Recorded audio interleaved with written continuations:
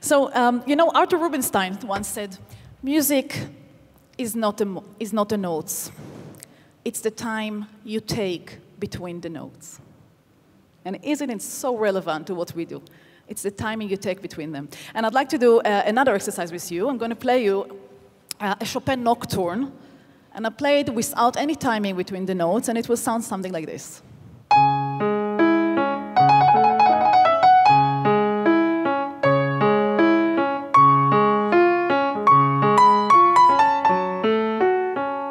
Nice?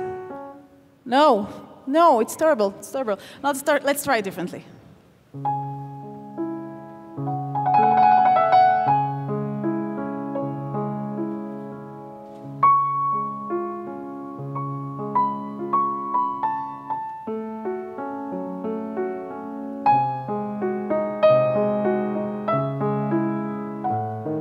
Better? Why? What did I do differently? What was so different? What did I do? Actually, it's nice because you can watch my hands. Sorry? Right, right. I took the gap between the notes. I can play like this.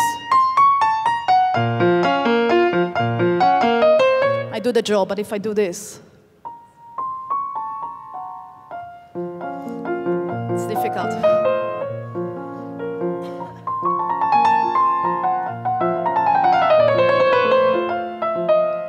I cheat on you. I cheat on you because I don't really play what's written. I'm playing the way I like to do it. I give my interpretation.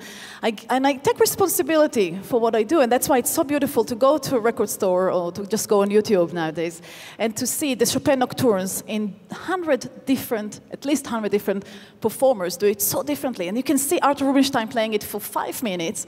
And you can see, for example, Radu Lupo playing it for 3.5.